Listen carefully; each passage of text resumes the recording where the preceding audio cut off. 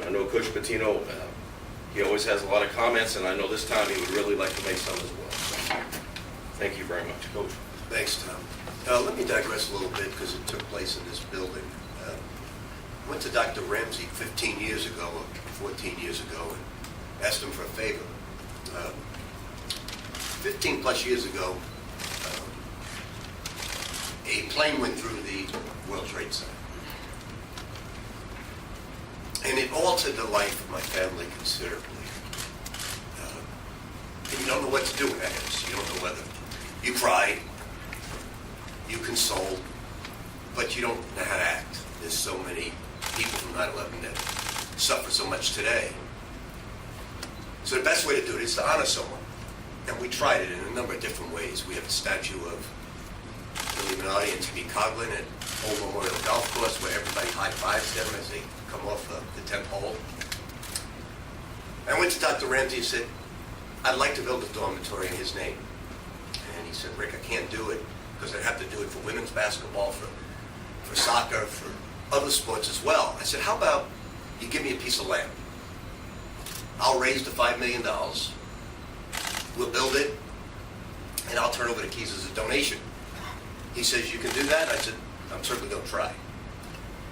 So from UK friends that I met when my time there, to U of L friends, and most important to people in New York that knew Billy Minotti, they all donated their money, and we built that dorm. A very special place. On top of it, I convinced one of my managers, who's my nephew, to come to the University of Louisville because his dad, some 5.5 months prior to that, was prior to 9/11, hailed a taxi in New York and got killed. So he came as a manager and had a great experience. Then I convinced my sister-in-law, Billy's wife, and their children to move here. We were going to build this dorm, and his children were going to live in that dorm. And the reason I bring all of this up, when this all broke, for a span of, because I don't believe in paranoia, but for a span of 2 weeks I had paranoia, what was going on here? Couldn't fathom any of this happening. We knew we had full security in the dorm. We knew we had managers living in the dorm, social media. Never even a hint of this ever came up. And the reason it never would come up to me in any way is everybody knew that if you were a player, you'd be immediately suspended, and if you were a coach, you would have been terminated immediately. They all knew that, so that's why it was kept from me. But I still didn't believe what was going on. And the only people I could trust in this situation, not security, not cameras, nobody, except my nephews who lived in that dormitory. One, right next to Andre McGee with his dad's name on that door. So for a 5 to 6 year span, they were in there. And I asked them, called them in and said, did you ever see anything like this in your life? And they said, Uncle Rick, we've never seen anything go on there. And we would have come to you immediately. They were the only ones I could trust or believe in at that point of paranoia for those 2 weeks. Then the investigation started, and I tried to get to the bottom of it and was told not to speak to Andre McGee ever again and not to investigate on your own.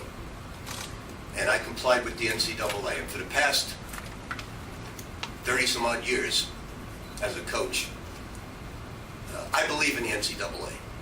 The people who investigated this were highly professional. They were fair.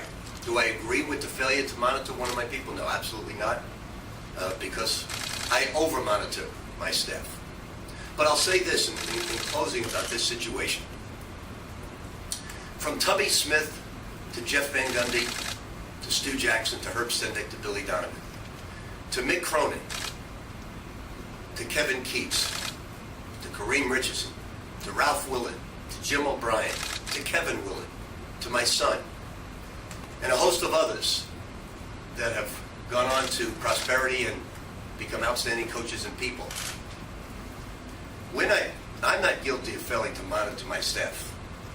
I'm guilty of trusting someone because none of those people would have risen to the heights that they've risen to I left out Frank Vogel and Brett Brown and a host of other people. I left out Scotty Davenport locally.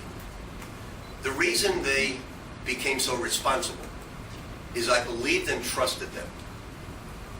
And all head coaches believe and trust in their assistant coaches because it's what coaches do. We're there for the student athlete. And this young man made a very big mistake, and we apologize for his mistakes. We apologize to our fans, to our university, many, many times. We don't believe in any of this. And most important, that dorm was built for a special person. And things were done that were not special, and we apologize for that.